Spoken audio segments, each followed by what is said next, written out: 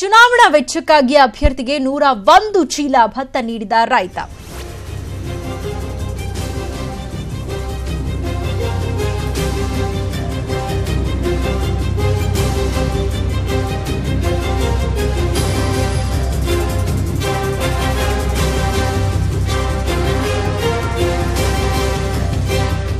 ಚುನಾವಣಾ ವೆಚ್ಚಕ್ಕಾಗಿ ಅಭ್ಯರ್ಥಿಗೆ 101 ಚೀಲ ಭತ್ತವನ್ನ ನೀಡಿದ್ದಾನೆ ರೈತ. ಕೊಪ್ಪಳದ ಕನಕಗಿರಿ ಬಿಜೆಪಿ ಅಭ್ಯರ್ಥಿಗೆ ಅನ್ನದಾತ ದೇಣಿಗೆ ನೀಡಿದ್ದಾರೆ. ಬಸವರಾಜ್ ದಡೇಸೂಗೂರ್ಗೆ ಭತ್ತ ಕೊಟ್ಟಿದ್ದಾರೆ ರೈತ ಮಲ್ಲನಗೌಡ. ಟ್ರ್ಯಾಕ್ಟರ್ನಲ್ಲಿ ಭತ್ತದ ಚೀಲಗಳನ್ನ ರೈತ ಮಲ್ಲನಗೌಡ ಸಾಗಿಸಿದ್ದಾರೆ.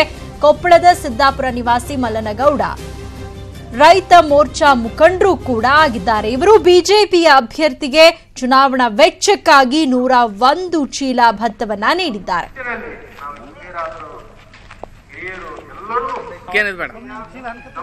ಮುಂದೊಂಡಿ ಮಾಡ್ರಿ ಈ ಒಂದು ವೇದಿಕೆ ಮುಖಾಂತರ ನನಗೆ ಮಾತನಾಡಲಿಕ್ಕೆ ಅವಕಾಶ ಮಾಡಿರ್ತಕ್ಕಂಥ ಎಲ್ಲರಿಗೂ ಧನ್ಯವಾದಗಳು. ಶ್ರೀ ಮಹಬೂಬ್ ಮುಲ್ಲಾ ಅಂತಾರ ಅದು ತಂಗಡಿಗೇನು ರೊಕ್ಕ ಕಂಡಂಗೆ ರೊಕ್ಕ ಐತಿ.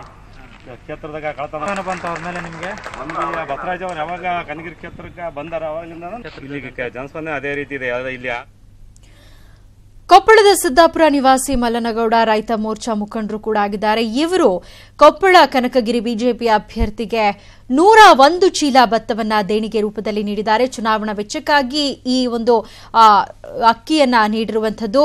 ಬಸವರಾಜ್ ದಡೇಸೂಗೂರ್ಗೆ ಭತ್ತವನ್ನ ಕೊಟ್ಟಿದ್ದಾರೆ ರೈತ ಮಲ್ಲನಗೌಡ. ಟ್ರ್ಯಾಕ್ಟರ್ನಲ್ಲಿ ಭತ್ತದ ಚೀಲಗಳನ್ನ ರೈತ ಮಲ್ಲನಗೌಡ ಸಾಗಿಸಿದ್ದಾರೆ. ಕೊಪ್ಪಳದ ಸಿದ್ದಾಪುರ ನಿವಾಸಿ ಮಲ್ಲನಗೌಡ ರೈತ ಮೋರ್ಚಾದ ಮುಖಂಡರು ಕೂಡ ಆಗಿದ್ದು ಇವರು ಬಿಜೆಪಿ ಅಭ್ಯರ್ಥಿಗೆ 101 ಚೀಲ ಭತ್ತವನ್ನ ಕೊಟ್ಟಿರುವಂತದ್ದು. ಇದನ್ನ ಮಾರಿ ಅದರಿಂದ ಬಂದಂತಹ ಹಣವನ್ನ ಚುನಾವಣಾ ವೆಚ್ಚಕ್ಕೆ ಬಳಸೋದಕ್ಕಾಗಿ ಅವರು ಈ ರೀತಿಯಾದಂತಹ ಒಂದು ದೇಣಿಗೆಯನ್ನ ನೀಡಿದ್ದಾರೆ.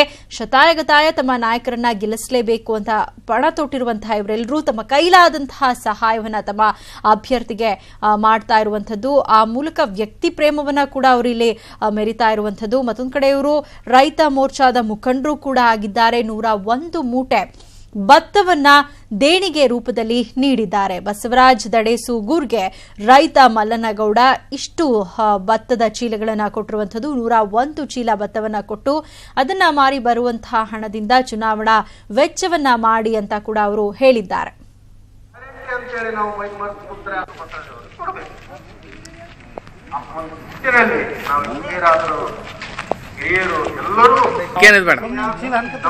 ಮುಂದೊಂಡಿ ಮಾಡ್ರಿ ಈ ಒಂದು ವೇದಿಕೆ ಮುಖಾಂತರ ನನಗೆ ಮಾತನಾಡಲಿಕ್ಕೆ ಅವಕಾಶ ಮಾಡಿರ್ತಕ್ಕಂಥ ಎಲ್ಲರಿಗೂ ಧನ್ಯವಾದಗಳು. ಶ್ರೀ ಮಹಬೂಬ್ ಮುಲ್ಲಾ ಅಂತಾರ ಅದು ತಂಗಡಿಗೇನು ರೊಕ್ಕ ಕಂಡಂಗೆ ರೊಕ್ಕ ಐತಿ. ಕ್ಷೇತ್ರದಾಗ ಕಳ್ತನ ಬಂತ ಅವ್ರ ಮೇಲೆ ನಿಮ್ಗೆ ತಮ್ಮ ಮೇಲಿನ ಐಟಿ ದಾಳಿ ರಾಜಕೀಯ ಪ್ರೇರಿತ ಅಂತ ಚಲವರಾಯಸ್ವಾಮಿ ಆಪ್ತ ಲಕ್ಷ್ಮೀನಾರಾಯಣ ಆರೋಪಿಸಿದ್ದಾರೆ. ನಾಗಮಂಗಲದಲ್ಲಿ ಮಾತನಾಡಿದ ಅವರು, ನಾನು ಚಲವರಾಯಸ್ವಾಮಿ ಬೆಂಬಲಿಗನಾಗಿರೋ ಕಾರಣಕ್ಕೆ ಐಟಿ ದಾಳಿ ನಡೆಸಿದ್ದಾರೆ ಅಂತ ದೂರಿದ್ದಾರೆ. ನಾನು ಮುಂಬೈ ಹೋಟೆಲ್ ಉದ್ಯಮ ನಡೆಸ್ತಾ ಇದ್ದು ಎಲ್ಲ ಆಸ್ತಿ ಸಕ್ರಮವಾಗಿದೆ ಎಂದಿದ್ದಾರೆ. ಇನ್ನು ಐಟಿ ದಾಳಿ ಹಿಂದೆ ಪ್ರಧಾನಿ ಮೋದಿ ಹಾಗೂ ಅಮಿತ್ ಶಾ ಕೈವಾಡವಿದೆ ಅಂತ ಸಿಎಂ ಸಿದ್ದರಾಮಯ್ಯ ಕೂಡ ಆರೋಪ ಮಾಡಿದ್ದಾರೆ. ಐಟಿ ದಾಳಿಯನ್ನ ಕೇವಲ ಕಾಂಗ್ರೆಸ್ ಅಭ್ಯರ್ಥಿಗಳನ್ನ ಗುರಿಯಾಗಿಸಿಕೊಂಡು ಮಾಡಲಾಗ್ತಾ ಇದೆ. ಇದು ಸೇಡಿನ ರಾಜಕಾರಣ, ಇದು ಅವರಿಗೇನೆ ತಿರುಗುಬಾಣವಾಗುತ್ತೆ ಅಂತ ಮುಧೋಳದಲ್ಲಿ ಸಿಎಂ ಹೇಳಿದ್ದಾರೆ. ಡ್ಯಾಮೇಜ್ ಅಂತ ಅನ್ಸಿರ್ಬೋದು. ಇದಕ್ಕೆ ಕಾರಣ ಅಂತಂದ್ರೆ ರಾಜಕೀಯ ಷಡ್ಯಂತ್ರ. ನಾನು ಏನಕ್ಕೆ ಅಂತ ರಾಜಕೀಯ ಷಡ್ಯಂತ್ರ ಅಂತಂದ್ರೆ ನಾನು ಚಲವರಾಯಸ್ವಾಮಿಗೆ ನಾನು ಸುಮಾರು 1-2 ತಿಂಗಳಿಂದ ನಾನು ಪ್ರಬಲವಾಗಿ ನಾನು ಸಂಘಟನೆ ಮಾಡ್ಕೊಂಡು ಹೊರಟಾಕ್ಬಿಡ್ತೀನಿ. ಕಾರಣ ಅವ್ರ ಅಭಿವೃದ್ಧಿ ನೋಡಿ ನಾನು ಅದು ಅವ್ರಿಗೆ ಸಹಿಸ್ಕೊಳ್ಳೋಕ್ಕಾಗಲಿಲ್ಲ. ನಾನು ಬಂದಮೇಲೆ ಒಂದು ಸ್ವಲ್ಪ ಡ್ಯಾಮೇಜ್ ಅಂತ ಅನಿಸಿರ್ಬೋದು ಅವ್ರಿಗೆ. ಜೊತೆಗೆ ನನಗೆ ಒಂದು ಸಾಕಷ್ಟು ಜನ ಬಂದು ಸ್ನೇಹಿತರು ಎಲ್ಲ ತುಂಬ ಕನ್ವಿನ್ಸ್ ಮಾಡಿದ್ರು. ನಮ್ಮ ಕಡೆ ಬನ್ನಿ, ನೀವು ಬೇಕು, ನೀವು ಬಂದು ನಮಗೆ ಬಲ ಬರುತ್ತೆ ಅಂತ ಅಂದ್ಬಿಟ್ಟು ನಾನು ಯಾವುದಕ್ಕೂ ಕನ್ವಿನ್ಸ್ ಆಗಲಿಲ್ಲ. ನಾನು ಯಾವಾಗ ಕನ್ವಿನ್ಸ್ ಆಗಲಿಲ್ಲ ಅವರು ಅಡ್ಡದಾರಿ ಹಿಡಿದ್ರು. ಇದು ಮೂಲ ರಾಜಕೀಯ ಪ್ರೇರಿತ, ಇದು ಷಡ್ಯಂತ್ರ. ಇದು ಒಟ್ಟಾರೆ ಚಲವರಾಯಸ್ವಾಮಿ ಆಪ್ತರ 4 ಆಪ್ತರ ಮನೆ ಮೇಲೆ ಐಟಿ ರೇಡ್ ನಡೆದಿತ್ತು. ಬೆಳಗ್ಗೆ ಐಟಿ ರೇಡ್ ಅನ್ನು ನಡೆಸಲಾಗಿತ್ತು. ಈ ವಿಚಾರಕ್ಕೆ ಸಂಬಂಧಪಟ್ಟ ಹಾಗೆ ಅವರು ಮಾತನಾಡಿದ್ದಾರೆ. ಚಲವರಾಯಸ್ವಾಮಿ ಆಪ್ತ ಲಕ್ಷ್ಮೀನಾರಾಯಣ ಅವರು ಪ್ರತಿಕ್ರಿಯೆಯನ್ನು ಕೊಟ್ಟಿದ್ದು, ಚಲವರಾಯಸ್ವಾಮಿ ಅವರ ಬೆಂಬಲ ಆಗಿರೋ ಕಾರಣಕ್ಕೆ ಐಟಿ ದಾಳಿ ನಡೆಸಲಾಗಿದೆ ಅಂತ ಅವರು ದೂರನ್ನ ನೀಡಿದ್ದಾರೆ. ನಾನು ಮುಂಬೈನಲ್ಲಿ ಹೋಟೆಲ್ ಉದ್ಯಮವನ್ನ ನಡೆಸ್ತಾ ಇದ್ದು ನನ್ನ ಎಲ್ಲ ಆಸ್ತಿ ಸಕ್ರಮವಾಗಿದೆ ಅಂತ ಕೂಡ ಹೇಳಿದ್ದಾರೆ. ಇನ್ನು ಐಟಿ ದಾಳಿ ಹಿಂದೆ ಪ್ರಧಾನಿ ಮೋದಿ ಹಾಗೆ ಅಮಿತ್ ಶಾ ಅವರ ಕೈವಾಡ ಇದೆ ಅಂತ ಸಿಎಂ ಸಿದ್ದರಾಮಯ್ಯ ಅವರು ಕೂಡ ಆರೋಪವನ್ನು ಮಾಡಿದ್ದಾರೆ. ಇವತ್ತು ಬೆಳ್ಳಂಬೆಳಗ್ಗೆ ಚಲವರಾಯಸ್ವಾಮಿ ಆಪ್ತರ 4 ಆಪ್ತರ ಮನೆ ಮೇಲೆ ಐಟಿ ರೇಡ್ ನಡೆಸಿತ್ತು. ಈ ವಿಚಾರಕ್ಕೆ ಸಂಬಂಧಪಟ್ಟ ಹಾಗೆ ಚಲವರಾಯಸ್ವಾಮಿ ಆಪ್ತ ಲಕ್ಷ್ಮೀನಾರಾಯಣ ಅವರು ಪ್ರತಿಕ್ರಿಯೆ ಕೊಟ್ಟಿದ್ದಾರೆ.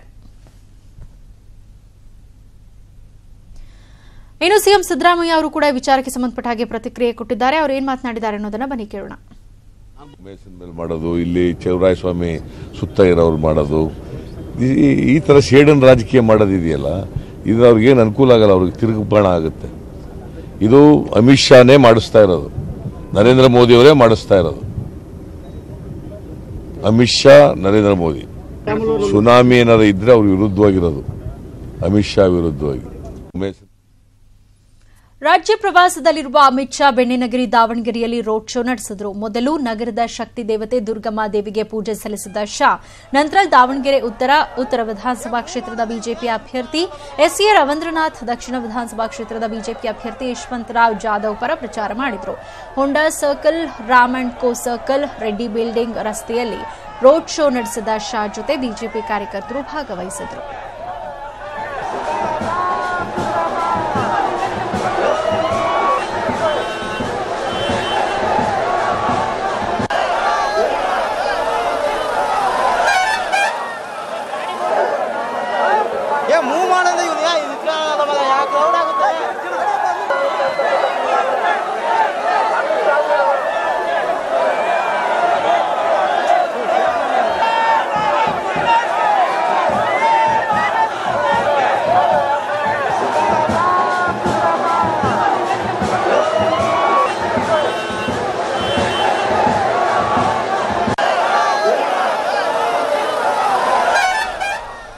ಒಟ್ಟಾರೆ ಅಮಿತ್ ಶಾ ದಾವಣಗೆರೆಯಲ್ಲಿ ರೋಡ್ ಶೋನ ನಡೆಸಿದ್ದಾರೆ. ಮೊದಲು ನಗರದ ಶಕ್ತಿ ದೇವತೆ ದುರ್ಗಮ್ಮ ದೇವಿಗೆ ಪೂಜೆಯನ್ನು ಸಲ್ಲಿಸಿದಂತಹ ಶಾ ನಂತರ ದಾವಣಗೆರೆ ಉತ್ತರ ವಿಧಾನಸಭಾ ಕ್ಷೇತ್ರದ ಬಿಜೆಪಿ ಅಭ್ಯರ್ಥಿ ಎಸ್ಎ ರವೀಂದ್ರನಾಥ್, ದಕ್ಷಿಣ ವಿಧಾನಸಭಾ ಕ್ಷೇತ್ರದ ಬಿಜೆಪಿ ಅಭ್ಯರ್ಥಿ ಯಶವಂತರಾವ್ ಜಾಧವ್ ಪರ ಪ್ರಚಾರವನ್ನ ಮಾಡಿದ್ದಾರೆ. ರೋಡ್ ಶೋ ನಡೆಸಿದಂತಹ ಅಮಿತ್ ಶಾ ಇವರಿಬ್ಬರಿಗೂ ಕೂಡ ತಮ್ಮ ಮತವನ್ನ ನೀಡಬೇಕು ಅಂತ ಈ ಒಂದು ರೋಡ್ ಶೋನಲ್ಲಿ ಮನವಿಯನ್ನ ಮಾಡಿಕೊಂಡಿದ್ದಾರೆ. ಮತ್ತೊಂದು ಕಡೆ ದುರ್ಗಮ್ಮ ದೇವಸ್ಥಾನಕ್ಕೂ ಕೂಡ ಅಮಿತ್ ಶಾ ಅವರು ಭೇಟಿ ನೀಡಿ ದೇವರಿಗೆ ವಿಶೇಷ ಪೂಜೆಯನ್ನ ಸಲ್ಲಿಸಿದ್ದಾರೆ. ಆನಂತರ ರೋಡ್ ಶೋ ಕೂಡ ನಡೆಸಿದಂತಹ ಅಮಿತ್ ಶಾ ಬಿಜೆಪಿ ಅಭ್ಯರ್ಥಿಗಳ ಪರವಾಗಿ ಮತಯಾಚನೆ ಮಾಡಿದ್ದಾರೆ.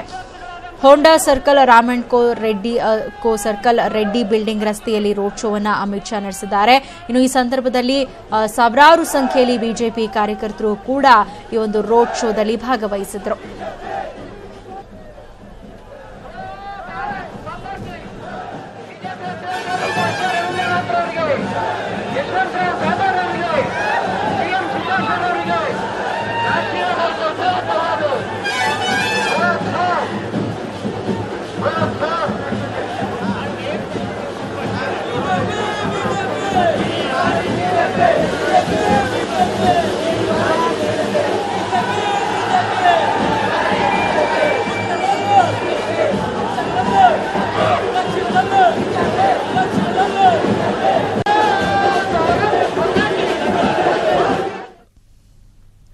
ಮುಳಬಾಗಿಲು ಕಾಂಗ್ರೆಸ್ ಬೆಂಬಲಿತ ಅಭ್ಯರ್ಥಿ ಘೋಷಣೆ ಹೊಣೆ ಹೊತ್ತಿರುವ ಶಾಸಕ ಕೊತ್ತೂರು ಮಂಜುನಾಥ್ ಅಭ್ಯರ್ಥಿ ಆಯ್ಕೆ ಕಗ್ಗಂಟಾಗಿ ಪರಿಣಮಿಸಿದೆ.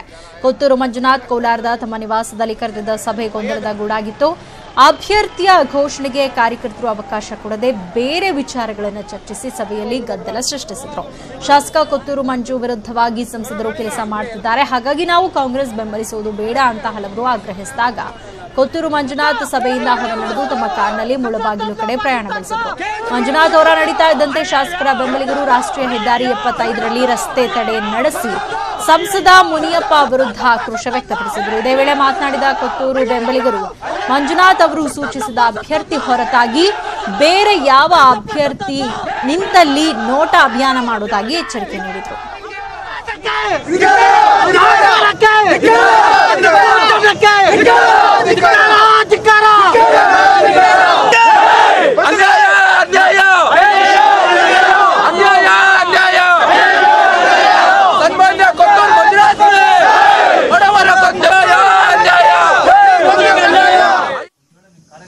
ಸಾವಿರಾರು ಜನಕ್ಕೆ, ಸಾವಿರಾರು ಕುಟುಂಬಗಳಿಗೆ ಅನುಕೂಲ ಮಾಡಿದಂಥ ವ್ಯಕ್ತಿಗೆ ಇಷ್ಟು ನೋವು ಕೊಡ್ತಾರೆ ಅಂತಂದರೆ ಅವ್ರಿಗೂ ಬೇಜಾರಾಗಿ ಬೇಸರ ಆಗಿ ನಿನ್ನೆಯಿಂದ ಏನೇನೋ ಪ್ರೆಷರ್ಸ್ ಬಂದಿದ್ದಾವೆ. ಅವರೇ ಖುದ್ದು ಅಭ್ಯರ್ಥಿನ ಘೋಷಣೆ ಮಾಡ್ತೀನಿ ಅಂತ ಇವತ್ತು ಸಮಯ ನಿಗದಿ ಮಾಡಿದ್ರು ಕೂಡ ಇವತ್ತು ಘೋಷಣೆ ಮಾಡ್ದಿರೋ ಹೋಗಿದ್ದಾರೆ ಅಂದರೆ ಇದರಿಂದ ಕಾಣದ ಕೈಗಳು ಯಾವುದೋ ಕೆಲಸ ಮಾಡ್ತಾ ಇದ್ದಾವೆ. ಅವ್ರ ಅಭ್ಯರ್ಥಿನ ಘೋಷಣೆ ಮಾಡ್ಕೊಬೇಕು ಅಂತ ಹೇಳ್ಬಿಟ್ಟು ಯಾವುದೋ ಕಾಣದ ಕೈಗಳು ಕೆಲಸ ಮಾಡ್ತಾ ಇದ್ದಾವೆ. ಆ ರೀತಿ ಏನಾದರೂ ಯಾವುದೇ ಪಕ್ಷದ ಮುಖಂಡರು ಯಾರೇ ಅಭ್ಯರ್ಥಿನ ಅವ್ರು ಘೋಷಣೆ ಮಾಡ್ಕೊಂಡ್ರೆ ಆ ಘೋಷಣೆ ಮಾಡಿದ ವ್ಯಕ್ತಿ ನಮ್ಮ ಶಾಸಕರಾದ ಕೊತ್ತೂರು ಮಂಜುನಾಥ್ ಅವ್ರ ಬಾಯಲ್ಲಿ ಬರಬೇಕು ಆ ಹೆಸರು. ಹಂಗಿದ್ರೆ ಮಾತ್ರ ನಾವು ಕೆಲಸ ಮಾಡ್ತೀವಿ. ಇಲ್ಲ ಅಂತ ಅಂದರೆ ಈ 5 ವರ್ಷ ಚುನಾವಣಾ ರಾಜಕಾರಣದಿಂದ ನಾವು ಹಿಂದೆ ಸರಿತೀವಿ. ಸಾವಿರಾರು ಯುವಕರು ಈ ಬಾರಿ ಚುನಾವಣೆಯಲ್ಲಿ ಭಾಗವಹಿಸೋದಿಲ್ಲ. ಬೆಂಗಳೂರಿನ ಬಸವನಗುಡಿಯಲ್ಲಿ 70 ಲಕ್ಷ ಮೌಲ್ಯದ ಸೀರೆಗಳು ಪತ್ತೆಯಾಗಿದ್ದು ಚುನಾವಣಾ ಅಕ್ರಮದ ಆರೋಪ ಕೇಳಿಬಂದಿದೆ.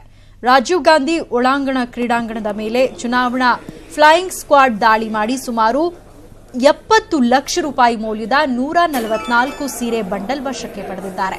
ಜೆಡಿಎಸ್ ಮತ್ತು ಕಾಂಗ್ರೆಸ್ ಕಾರ್ಯಕರ್ತರು ಜಂಟಿಯಾಗಿ ಚುನಾವಣಾ ಆಯೋಗಕ್ಕೆ ದೂರು ನೀಡಿದ್ದು ಬಸವನಗುಡಿ ಬಿಜೆಪಿ ಅಭ್ಯರ್ಥಿ ರವಿ ಸುಬ್ರಹ್ಮಣ್ಯ ಅಕ್ರಮವಾಗಿ ಸೀರೆ ಹಂಚುತ್ತಿದ್ದಾರೆ ಎಂದು ಆರೋಪಿಸಿದರು. ಆದರೆ ಇದು ಕೇವಲ ತನ್ನ ವ್ಯಾಪಾರವಷ್ಟೇ ಎಂದು ಅಳಲು ತೋಡ್ಕೊಂಡ ಗುಜರಾತ್ ಮೂಲದ ಸೀರೆ ವ್ಯಾಪಾರಿಯ ಮಾತಿಗೆ ಮನ್ನಣೆ ಸಿಗಲಿಲ್ಲ. ಸೀರೆಗಳನ್ನು ವಶಕ್ಕೆ ಪಡೆದ ಚುನಾವಣಾಧಿಕಾರಿಗಳು ಪ್ರಕರಣದ ತನಿಖೆ ನಡೆಸ್ತಾ ಇದ್ದಾರೆ.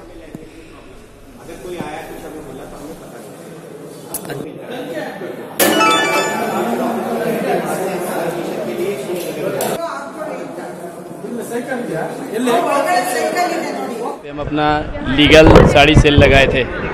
हाँ, हमारा साड़ी सेल का एम्बिशन है यहाँ पे। हमारा खुद का ये बिजनेस है।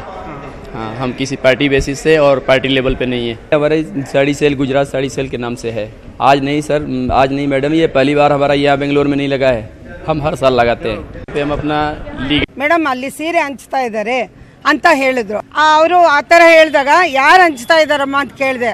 ಸವಿತಾ ಮಾಯಣ್ಣ ಅವರು ಎಲ್ಲರಿಗೂ ಟೋಕನ್ ಕೊಟ್ಟಿದ್ದಾರಂತೆ, ಅದಕ್ಕೆ ಅವ್ರು ಬಂದು ಸೀರೆ ಕೇಳ್ತಾ ಇದ್ದಾರೆ, ಕೊಟ್ಟು ತಗೊಳ್ತಾ ಇದ್ದಾರೆ ಅಂತ ಹೇಳಿದ್ರು.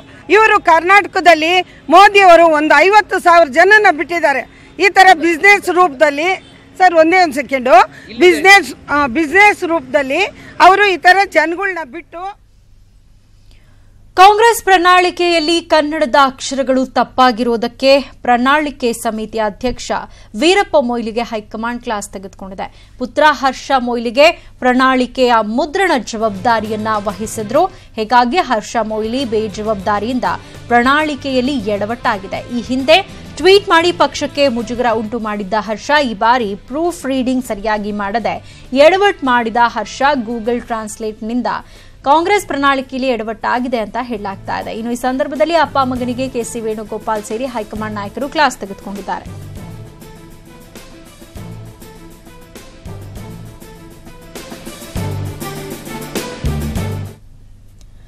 ಈ ಬಗ್ಗೆ ನ್ಯೂಸ್ 18 ಕನ್ನಡ ಮೊಯ್ಲಿ ಅವರನ್ನ ಪ್ರಶ್ನೆ ಮಾಡಿದಾಗ ಕೂಡಲೇ ಅದನ್ನ ಸರಿ ಮಾಡ್ತೇವೆ ಅಂತ ಪ್ರತಿಕ್ರಿಯಿಸಿದ್ದಾರೆ. ಈ ಪ್ರಣಾಳಿಕೆ ಸರ್ ಪೂರ್ತಿ ತಪ್ಪಿರುವಂತದ್ದು. ಪ್ರಣಾಳಿಕೆನೇ ಪ್ರಣಾಳಿಕೆ. ನೀವು ಚೇರ್ಮನ್ ಅಲ್ಲ, ಅದನ್ನ ಫೈನಲ್ ಅದು ನೋಡ್ದಲೇ ಸಹಿ ಆಗ್ತೀರಾ ಸರ್? ಇಲ್ಲ, ಅದು ಏನಾಗಿದೆ, ಕನ್ನಡದ್ದು ಆವೃತ್ತಿ ಇಬ್ಬರಿಗೆ ತೋರಿಸಿ ನಾನು ಇದೆಲ್ಲ ಇಂಟ್ರೆಸ್ಟ್ ಮಾಡಿದ್ದೆ, ನಾನು ನನಗೂ ಕಳಿಸಿ ಅಪ್ರೂವಲ್ ಆದ್ಮೇಲೆ ಮಾಡಬೇಕು ಅಂತ ಹೇಳಿದ್ದೆ. ಅದು ಮುದ್ರಣ ದೋಷ ಇದೆ, ಅದನ್ನ ತಕ್ಷಣ ಸರಿ ಮಾಡ್ತಾರೆ. ಅಲ್ಲ, ಯಾಕಂತ ಹೇಳಿದ್ರೆ ಸರ್ ಈ ಕನ್ನಡ ಅಸ್ಮಿತೆ ಬಗ್ಗೆ ನೀವು ಮಾತಾಡ್ತೀರಾ? ಇಲ್ಲ ಇಲ್ಲ ಇಲ್ಲ, ಆಗ್ತದೆ ಬಹಳ ಕನ್ನಡದ ಸರ್. ಇದು ನಿಮ್ಮ ಮಗನಿಗೆ ಏನಾದ್ರು ಜವಾಬ್ದಾರಿ ಕೊಟ್ಟಿದ್ರ ಸರ್? ಹರ್ಷ ಇಲ್ಲ ಇಲ್ಲ, ಮಗನಿಗೆ ಏನಿಲ್ಲ, ಅವನಿಗೆ ಸಂಬಂಧನೇ ಇಲ್ಲ. ಈಗ ಎಲ್ಲ ಇಡೀ ಈಗ ಇದನ್ನೇ ಅಸ್ತ್ರ ಮಾಡ್ಕೊಂಡಿದ್ರೆ ಬಿಜೆಪಿ? ಇಲ್ಲ ಇಲ್ಲ, ಏನಿಲ್ಲ, ತಕ್ಷಣ ಅದು ಸರಿ ಆಗ್ತದೆ ಸರ್. ಈಗ ಆಗಿರೋ ತಪ್ಪಿಗೆ ಏನಾದ್ರು ಸರ್ ನೀವು ಕ್ಷಮೆ ತಪ್ಪನ್ನು ಸರಿ ಮಾಡಿಸ್ಲಿಕ್ಕೆ ನಾವು ತಕ್ಷಣ ಆಕ್ಷನ್ ತಗೋತೀವಿ. ಮುದ್ರಣ ದೋಷ ಆಗಿದೆ, ಅದನ್ನ ಸರಿಪಡಿಸಿ. ಅಲ್ಲ, ನಾನು ಕೇಳಿ ಸರ್, ಮುದ್ರಣ ದೋಷ ಓಕೆ, ನೀವು ಚೇರ್ಮನ್ ಅಲ್ಲ ಸರ್, ಅಷ್ಟು ಅದನ್ನೇ ಮಾಡ್ತಾ ಇದ್ದೀನಪ್ಪ. ಅದಕ್ಕೆ ನಾನು ಚೇರ್ಮನ್ ಆಗಿ ನಾನು ಮುದ್ರಣವನ್ನು ಸರಿ ಮಾಡ್ತಾ ಇದ್ದೀನಿ. ಈಗ ಇದು ಕಾಂಗ್ರೆಸ್ಗೆ ಡ್ಯಾಮೇಜ್ ಅಲ್ಲ ಸರ್? ಎಲ್ಲೊಂದ್ ಕಡೆ ನೀವು ಕನ್ನಡ ಅಸ್ಮಿತೆ ಆಗುದಿಲ್ಲ ಇಡೀ ದಿನ. ಈಗ ನೋಡಿ ಎಲ್ಲರೂ ಕೂಡ ಇದನ್ನ ಈಗ ತಕ್ಷಣ ನಾವು ಡ್ಯಾಮೇಜ್ ಸರಿ ಮಾಡಿ ಕಳಿಸ್ತಾ ಇದ್ದೇವಪ್ಪ.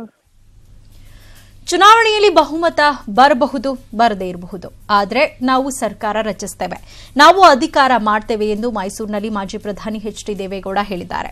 ಕಾಂಗ್ರೆಸ್ ಬಿಜೆಪಿಗಿಂತಲೂ ಹೆಚ್ಚಿನ ಸೀಟು ನಮಗೆ ಬರುತ್ತೆ. 4 ಏಜೆನ್ಸಿಗಳಿದ್ದಾರೆ, ಆ ಬಗ್ಗೆ ನಾನು ತಲೆ ಕೆಡಿಸಿಕೊಳ್ಳೋದಿಲ್ಲ. 38, 36, 40 ಸೀಟ್ ಬರುತ್ತೆ ಅಂತಾರೆ, ಆ ಬಗ್ಗೆ ಹೆಚ್ಚಿಗೆ ಮಾತನಾಡೋದಿಲ್ಲ ಅಂತ ಮೈಸೂರಿನಲ್ಲಿ ಜೆಡಿಎಸ್ ರಾಷ್ಟ್ರಾಧ್ಯಕ್ಷ ಎಚ್ ಡಿ ದೇವೇಗೌಡ ಹೇಳಿದ್ದಾರೆ. ಬಹುಮತ ಬರ್ಬೋದು, ಬರದೇಬಹುದು, ಆದರೆ ಸರ್ಕಾರ ಮಾಡಿ ಅದು ತಿರುಕಿನ ಕನಸು ಅಂತ ಹೇಳಬಹುದು. ನಮಗೆ ಸಿಂಗಲ್ ಲಾರ್ಜೆಸ್ಟ್ ಪಾರ್ಟಿ ಬಂದಾಗ ಬರುತ್ತೆ. ಬಹುಮತ ಬರ್ಬೋದು, ಬರದೇಬಹುದು, ಆದರೆ ಸರ್ಕಾರ ಮಾಡಿ ಅದು ತಿರುಕಿನ ಕನಸು ಅಂತ ಹೇಳಬಹುದು. ನಮಗೆ ಸಿಂಗಲ್ ಲಾರ್ಜೆಸ್ಟ್ ಪಾರ್ಟಿ ಬಂದಾಗ ಬರುತ್ತೆ.